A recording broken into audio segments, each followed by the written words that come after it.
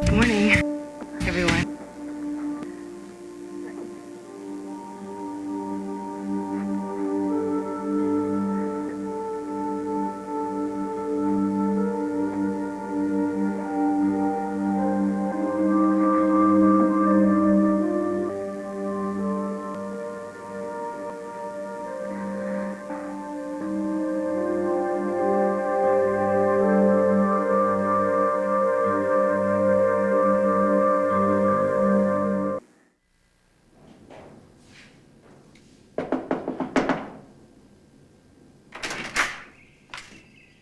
Stuart? Stuart?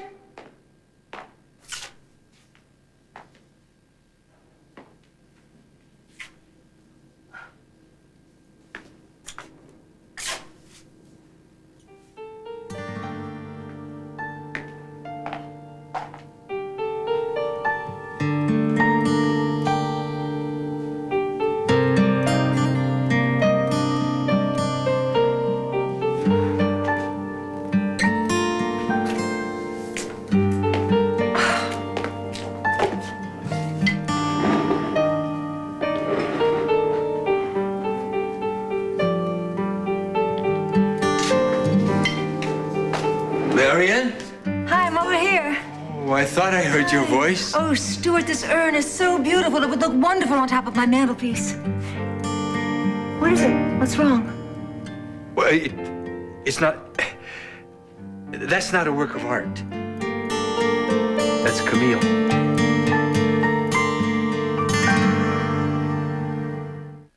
So, Camille wasn't the psycho you were looking for? It just seemed that way? Because you're so angry. I mean, the girl was confused, but now we think somebody else is behind the sabotage. You know, the elevator, the electric box. The explosion at Holidays? Who? Not a clue. And until we get one, listen, we gotta watch Haley around the clock, 24/7. Well, I'm in. No, I mean it. No fooling around. This is serious. John, can I help you?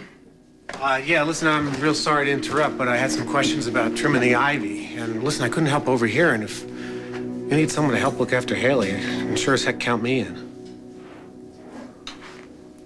Thank you. Yeah, I'd do anything for you guys. You sure you're up to it? Oh, yeah. Listen, I wouldn't offer if I wasn't able. We appreciate that. We do, but I'm fine, really. I'm okay. Yeah, listen, I asked the head gardener to trim the ivy before it climbs too high in the walls. See if you can give him a hand, okay? Yeah, will do. That's the thing about ivy, huh? It looks pretty, but all the while it's working its way into the mortar, getting into the cracks. Before you know it, the whole chimney comes down. You don't know what hit you. But don't worry about it. I'll get on it right away. Great, appreciate it. Hey, I sure hope they find whoever's been dogging you guys. So do we. So long. See you.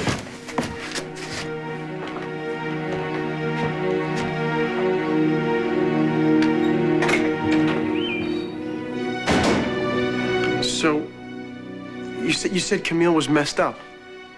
Angry. Why? What was driving her? They said they couldn't find any of her relatives. And they were going to bury her in Potter's Field. And that wasn't right, because they put you in Potter's Field if you don't have any kin or any friends. And then she had friends. She had... Tad was her friend, and I was her friend. We were good friends. But I couldn't find Tad. So I had to decide what to do with her remains. They had her in a little plastic box, a little card file box. And I wanted Camille to be someplace really beautiful, someplace like the woods in back of my cabin. But Stuart, wasn't she responsible for our fall in the elevator? Oh, no. And that electrical thing with Scott and the explosion at Holidays? Camille didn't have anything to do with any of that. But Liza and Adam said that she did. No, Adam gets all worried when he's scared about his family. He gets mad, and then he starts saying things that he doesn't know to be true. He was so worried about Haley and all of us that he said some terrible things about Camille, but he didn't know her the way I did. And how was that? Camille was confused. She had a terrible, awful daddy, mean. And when she was wee little, he planted a lot of terrible things in her mind, lies about Adam and about me. But she didn't want to hurt anybody. She just didn't know who she was supposed to love. Oh. Could you help me with something? Help you with what? Well, maybe we could do a little service for her. I don't know anything about her religion or any of that stuff, but maybe we could just say some of our own words for her. Well, can we do that? I mean, I thought that had to be done by a licensed minister or something. Is it legal? Oh, yeah, it's plenty legal if your heart's okay with it. Well, Stuart, I have to admit that I haven't led a very spiritual life, you know. That doesn't matter. Let's just say whatever comes into our mind. Okay.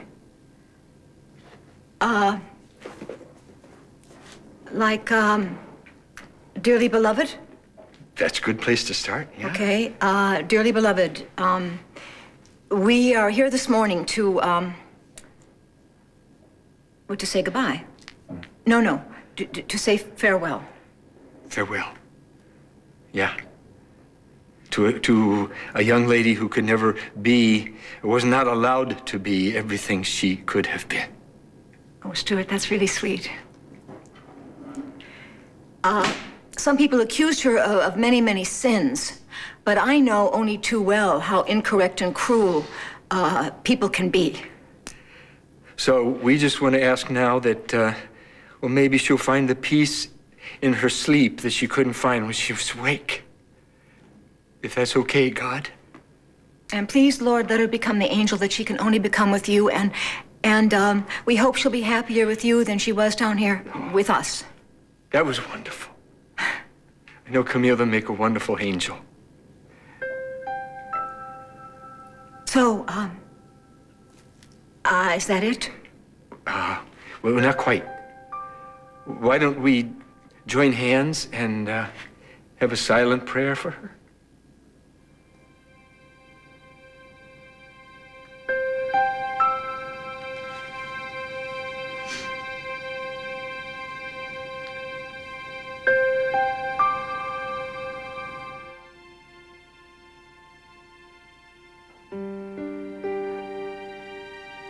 Amen. Amen.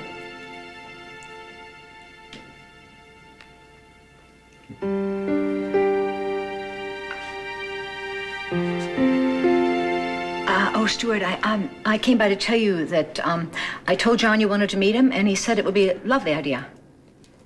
Good. That's good. So I do hope you two are going to get along. I mean, we all are adults here, but sometimes these things can be a little complicated, if you know what I mean. Would he come here? Well, he could come here, or we could go to a restaurant. No, bring him here tonight. All right. I'm not really sure of his tastes. Oh, in art is what I meant.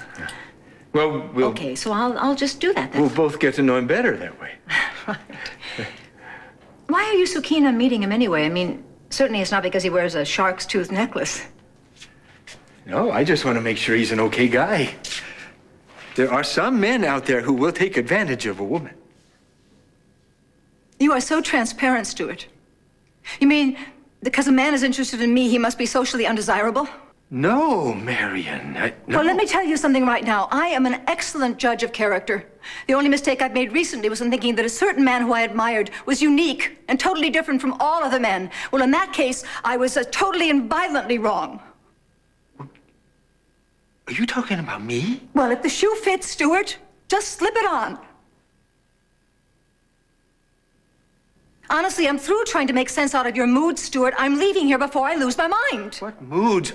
I honestly think I don't have moods. Everyone has moods, Stuart, even you. Well, I'm not moody, though. Adam, though, is really moody. If you walk up to Adam and say something when he's in one of his blue funk moods, he may just hand you your head in a sack. But if you go up to him and say the same thing when he's got sunshine in his eyes, he may turn over a corporation to you. Is confusion a mood? Because I'm confused right now. Stuart, confusion is not an emotion. Are you sure? It sure feels like one. Please don't try to confuse me here. I mean, you can have emotions because you are confused. Such as? Well, anger for one, fear for another. You hold on. I want to write that down. Are you making fun of me now? No, it never would occur to me to make fun of you. I just don't want to forget it in case I find myself in a mood and I don't even know I'm in one. I don't understand a word you're talking about, Stuart. I don't either. Let's try to be clear, really clear. I'd like that. Okay, great. Is this clear enough for you? I don't understand how you can be so sweet and loving and caring toward a dead woman and treat me so abominably. Now, is that clear enough for you? Abominable? To you? I never was. You treated me cruelly, Stuart. When? When did I treat you cruelly? Look, you may see before you a silly, sad woman who is wearing her heart on her sleeve. But I still have my pride, and I will not let you torment me one more moment longer. No. Everything's all turned around and backwards. I never thought bad things about you. Well, I wasn't good enough for you. I wasn't good enough for you. Well, that's what I just said. But so did I. But that's not about you. Stuart, are you saying what I think you're saying? I don't know. Am I?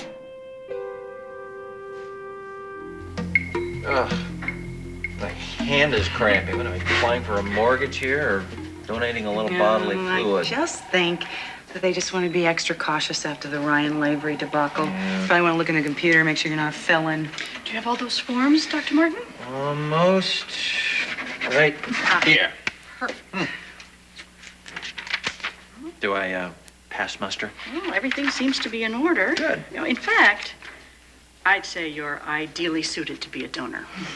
So, all we need now is your specimen. I assume you'll be then running some tests after. Oh, right. And if everything checks out, we'll flash freeze it for Miss Colby.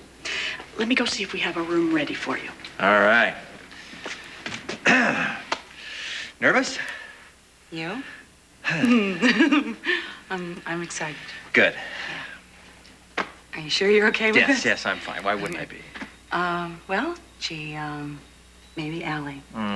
No, we've been over this. She is not part of the equation. I am exactly where I want to be. I know. But how did you resolve it? Or are you just going through with this anyway? Okay, we're all ready for you, Dr. Martin. Hold it forward. Yeah, have fun.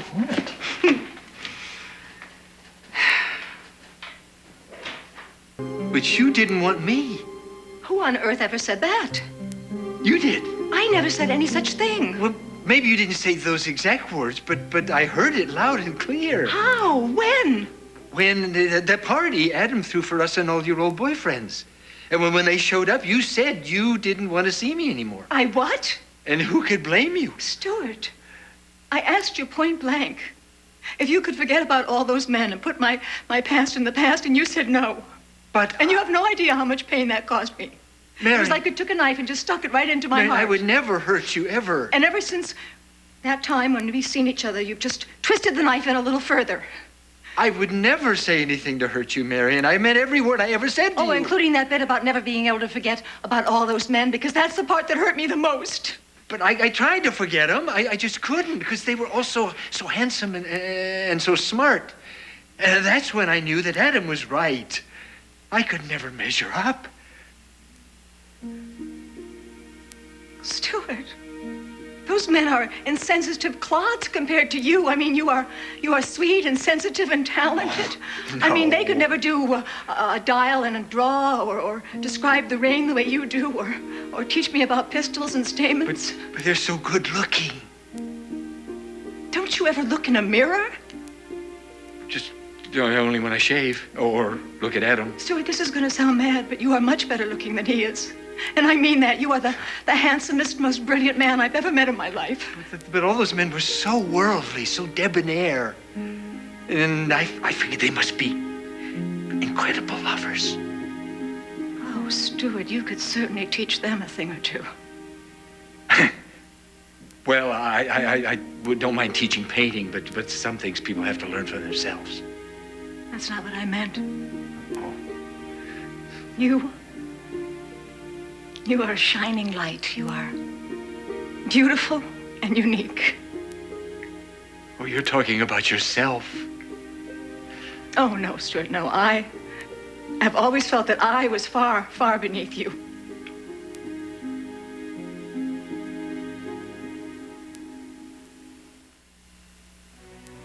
Marian, don't ever say that about yourself. It's true.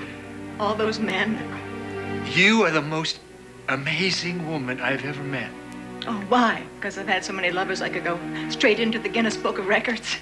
No. You know, Stuart, that night I tried to see myself from your point of view. I really must have looked like a tramp to you. No, you don't look. You couldn't be a tramp, Marian. You're beautiful. And so sweet and so smart and... And I have absolutely no willpower when it comes to sex. Well, so what? Sex is natural. God's the one who thought it up, you know, so we wouldn't become extinct like the dinosaurs. You don't think I've had a little too much experience in that department? No. You don't think I'm a tramp, Stuart? Oh, no. I think you're an artist. An artist? That love. That's the way you see me? Oh, yes. You're like Leonardo. DiCaprio? Da Vinci.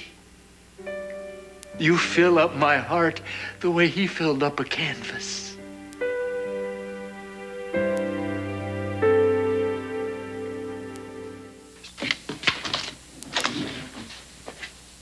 Hey. So, mission accomplished? Yeah, yes, in a manner of speaking. Yeah, okay. I won't ask you any more questions. Thank you. Well, maybe one. I want to know what happened with Allie. You sort of ducked the question. You did an Evander Holyfield on me. Can we not talk about her right now? No, I know you don't want to talk about it. I'm just interested in how you handled it. She handled it by breaking up with me. The engagement's off. Because of me? No, don't blame yourself. No, but this Yes, this was a catalyst, but obviously we have much bigger problems. Jake, if you love someone, if you really, really love someone, you work things out. If you have a problem, you work it out together. You don't just walk away because you have a disagreement. I know, but it's not like that, really. You should just go to her and tell her that you're not going to be the donor, that I'll find somebody else. Don't destroy what you have. We don't have anything anymore. Yeah, but you could have it back. No, Liza, you've seen her. She's changed. Ever since this transcript thing blew up in her face, she's just different. Maybe she just needs some time to... No, she's crossed a line. She doesn't even care. She has no remorse. What line? Oh, well, maybe you should know about this. She went to Adam about this, the clinic, me being the donor. When was this? This was a couple of days ago. Have you heard from Adam? No, nothing. Well, that's a good sign. Maybe his reaction was on the level. Wait a minute. You saw him? Yeah. Where was this? At the hospital, right after Allie spilled the beans. And what did he say to you? He said something along the lines of, if Liza wants to ruin her life, that's her business, not mine. That was it? That was it. I don't know, maybe it was just an act. No, no. Probably not. I think he's pretty much over me, so... Okay, Dr. Martin, your specimen was fine. Miss Colby, we'll need to do some blood work on you. Yeah, no problem. Okay. We know usually I like to have a drink or a cup of coffee after a moment like this. Can I treat you if you stick around? I'd love to, but I've got to get back to the hospital to see a patient. Another time? You got it. All right. Bye. Jake? Yeah. Thanks. Sure.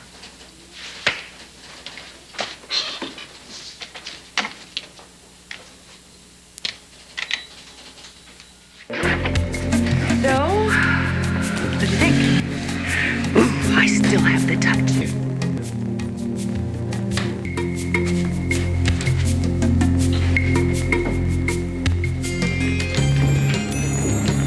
Bye-bye.